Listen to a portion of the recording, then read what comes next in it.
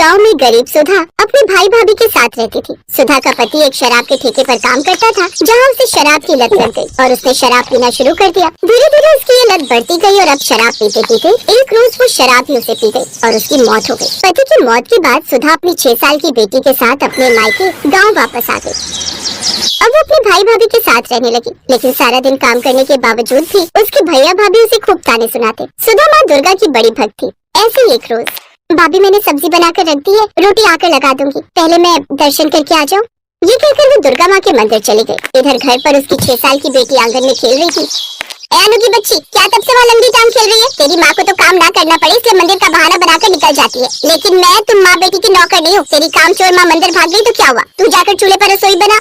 क्या मामी मैं? लेकिन मुझे तो चूल्हा जलाना ही नहीं आता। मैं कुछ नहीं जानती और अभी नहीं सीखेगी तो कब सीखेगी?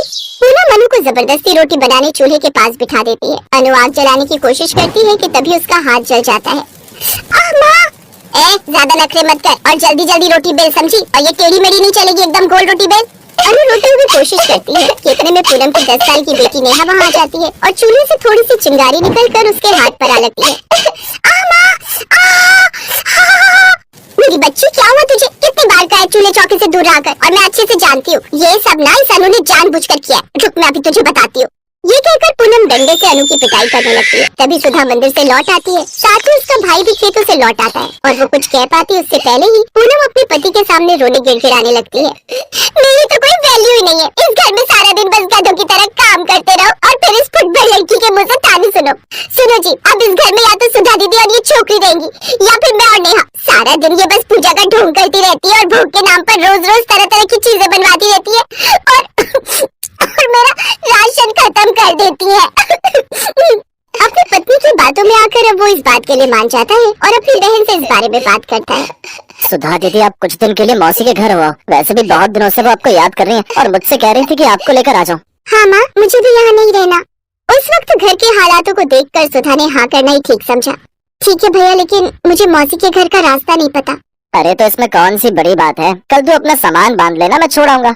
अगले दिन सुधा अपनी बेटी के साथ कपड़ों की पोटली बांधे, एक हाथ में माँ दुर्गा की मूर्ति लिए उसके साथ जंगल के रास्ते चल पड़ी। चलते चलते उन्हें काफी दूर हो गई। बहन, मुझे जरूरी काम याद आ गया, मुझे जाना होगा। तुम बस यूं ही सीधा सीधा चलती जाना, तुम अपने आप पहुंच जाओगी। अच्छा ठीक है, मुझे देर हो रही है। किशन वहाँ से जल्दी से चला जाता है। सुधा समझ चुकी थी कि उसका भाई उसे जानबूझकर छोड़कर चला गया है। ऐसे चलते चलते शाम हो जाती है, लेकिन जंगल अभी भी खत्म नहीं हुआ था। अनु अपनी माँ से बोलती है, माँ अब तो बहुत प्यास लग रही है, पानी पीना है। हाँ मेरी बच्ची, उस ओर से बहती नदी की आवाज आ रही है, चल वहीं चलते हैं। वो दोनों चलते चलते वहाँ पहुँच जाती है और नदी से पानी पीकर अपनी प्यास बुझाती है। हे माँ दुर्गा, मैं जानती हूँ मेरे भाई भाभी पर अब हम बोझ बन गए हैं, इसलिए उन्होंने हमें त्याग दिया। अब मैं अपनी बच्ची के साथ कहाँ रहूंगी माँ? तभी अनु की नजर एक झोपड़ी पर जाती है। माँ माँ, वो देखो सामने एक झोपड़ी है, चलो ना हम वहीं चलते हैं।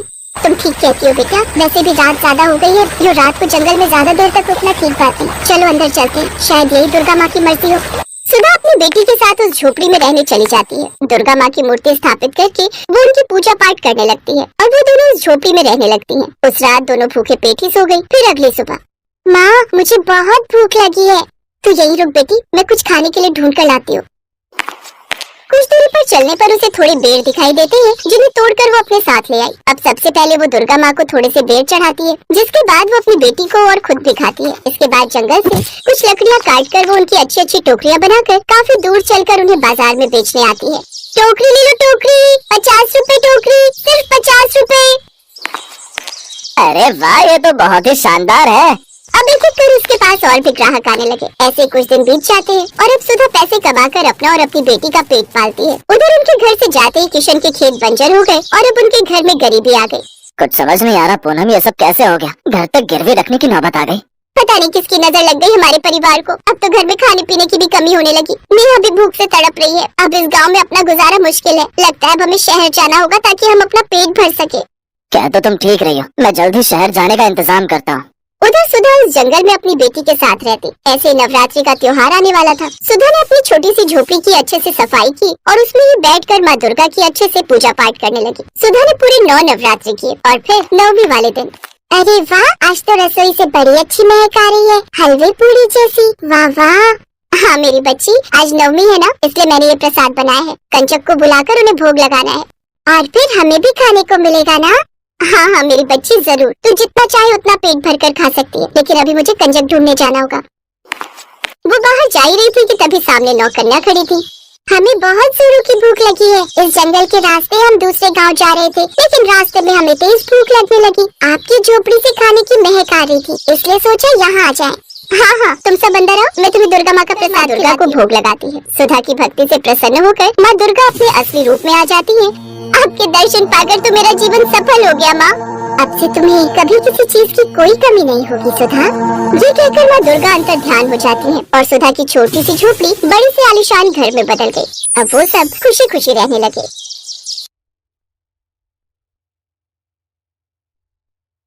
सुधा गरीब विधवा और एक दलित स्त्री थी। कुछ समय पहले ही उसके पति का देहांत हो गया था। तब से उसने अकेले ही अपनी बेटी तारा का पालन पोषण किया था। वो गांव भर में झाड़ू लगाने का काम करती थी तथा इसके साथ ही गांव के दुर्गा मंदिर के बाहर भी झाड़ू लगाने का कार्य करती थी। कुछ ही दिनों में नवरात्र शुरू होने वाले थे। माँ, इस बार मैं भी नवरात्र में पूजा करूंगी और व्रत रखूंगी। नवरात्र के व्रत बहुत कठिन होते हैं, क्या तू ठीक से कर पाएगी इन्हें? हाँ माँ, मैंने सोच लिया है। ठीक है, तो मैं भी तेरे साथ इस बार व्रत रखूंगी। इस तरह दोनों माँ बेटी ने व्रत करने की तैयारी शुरू कर दी। सुधा ने इधर उधर से कुछ पैसों का इंतजाम करके पूजा का सामान खरीदा। आज नवरात्र का पहला दिन था। तुझे भूख तो नहीं लगी? लगी तो है, पर थोड़ी थोड़ी। बस अब सांझ हो रहा है, हम माँ के दर्शन करने के बाद व्रत का पालन करेंगे। दोनों माँ बेटी माँ को अर्पित करने के लिए थोड़े से फूल लेकर मंदिर जाती हैं।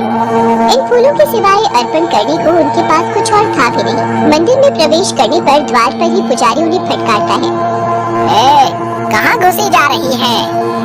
तुझे पता नहीं कि तेरे जात वालों का मंदिर में घुसना वर्जित है? पुजारी जी, माता के लिए तो अपने सारे बच्चे एक समान होते हैं, फिर ऐसा भेदभाव हमारे साथ ही क्यों किया जाता है? हमारा ही प्रवेश मंदिर में वर्जित क्यों है? हमारी बराबरी करेगी? होती कौन है सदियों पुरानी रीत बदलने वाली? अपनी जात भूल गई? पुजारी जी, मेरी बेटी को माँ के दर्शन का ये फूल चढ़ाने दो। तू अपनी बेटी के मुंह में हमारा धर्म भ्रष्ट करेगी। चुपचाप यहाँ से निकल जा। देखो भाइयों, ये अछूत औरत होकर मंदिर में माँ के दर्शन करने आ गई है। भगाओ इसे, नहीं तो ये देवी के मंदिर को भ्रष्ट कर देगी। वहाँ खड़े लोग उन्हें भगा देते हैं। उन सब की नजर बचाकर तारा चुपचाप मंदिर के द्वार पर अपने दर्शन न होने के कारण दोनों माँ बेटी भारी मन से घर लौट आती हैं। अगले दिन जब पुजारी मंदिर खोलता है तो देखता है कि कल के चढ़ाए सारे फूल मुरझा गए हैं, मगर द्वार के पास पड़े फूल अभी भी ताजे हैं। आश्चर्य है, मंदिर तो मैंने अभी अभी खोला है। ये कल के चढ़ाए हुए फूल किस भक्त के हैं जिनमें अभी भी ताजगी बाकी है? ये बात सारे गांव में फैल जाती है। सब अपने आप को माता का भक्त साबित कर रहे थे। वे बता रहे थे कि फूल उनके द्वारा चढ़ाए गए हैं। इन सब से बेखबर सुधा और तारा अपनी भक्ति में मगन थी। दोनों सच्चे मन से माता की पूजा करती थी। इसी तरह दिन बीतते गए और महाअष्टमी भी आ गई। सुधा और तारा ने माता को भोग लगाने के लिए थोड़ी सी पूरियां, चने और हलवा बनाया था। इन सब सामग्रियों को उसने बहुत ही मेहनत से इकट्ठा किया था। तारा, आ जाओ, व्रत के पारण का समय हो गया है। दोनों माँ बेटी अभी खाने बैठी ही थी कि बाहर से किसी बूढ़ी औरत की आवाज आती है।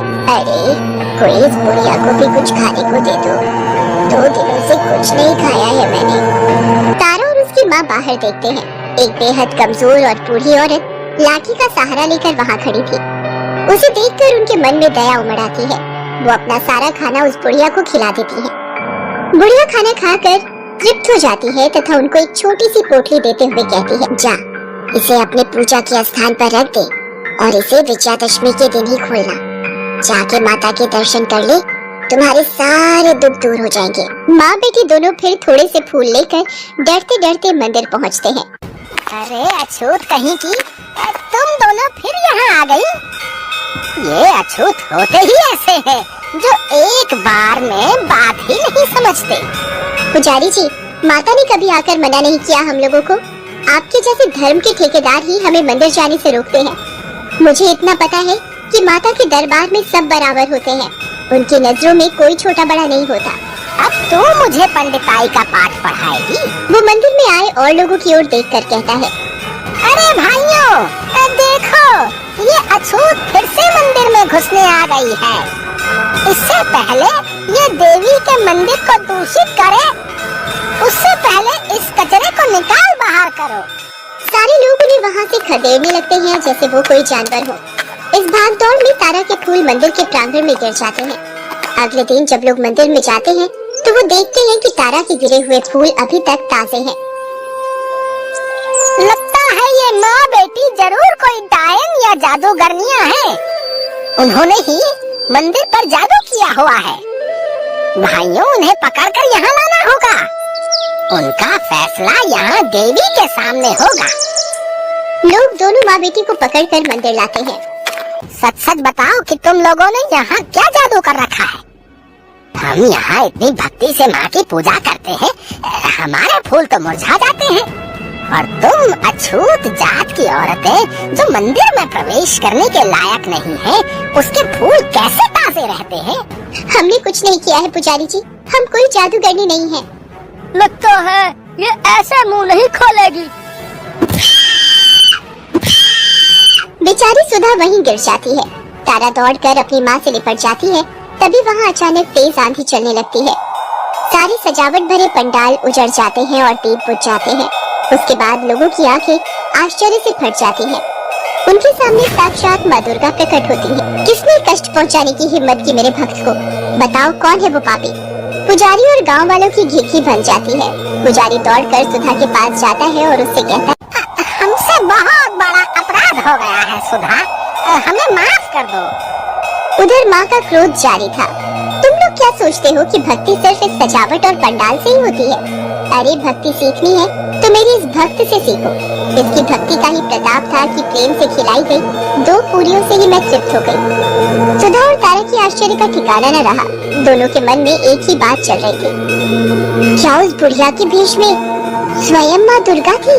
फिर तारा और सुधा माँ के सामने हाथ जोड़कर खड़ी हो जाती हैं और कहती हैं, हे ममता मई दयालु माँ, हम सब तुम्हारे बच्चे हैं। मैं इन सब के लिए आपसे क्षमादान मांगती हूँ। हमारे पापों को क्षमा करें और हमें अपने चरणों में शरण दो। सुधा और तारा के इस प्रकार माफी मांगने से देवी का क्रोध शांत हो जाता है। इसके साथ ही आंधी थम जाती है और बुझे हुए दीपक भी अपने आप फिर से जल जाते हैं। देखा, इसे कहते हैं सच्ची भक्ति। तुम लोगों ने भक्ति को भी जात बिरादरी में बांट रखा है। अरे मूर्खों, भक्ति को कभी भी जात बिरादरी में नहीं तोला जा सकता है। याद रखो, मेरी नजर में तारा का भी वही स्थान है जो कि तुम्हारा। मेरे सामने मेरे सारे भक्तों का स्थान बराबर है। आज तारा और सुधा की भक्ति से प्रसन्न होकर मैं इस गांव को सुख समृद्धि और धन धान्य से भरपूर होने का आशीर्वाद देती हूँ। इतना कहकर देवी वहाँ से अंतर ध्यान हो जाती है। सारे गांव वाले तारा और सुधा से माफी मांगते हैं। उस दिन से किसी का भी, चाहे वो छोटी जात का हो या बड़ी जात का, मंदिर में प्रवेश वर्जित नहीं रहा। आज विजयादशमी थी। उस बुढ़िया जो कि स्वयं माँ का रूप थी के कहे अनुसार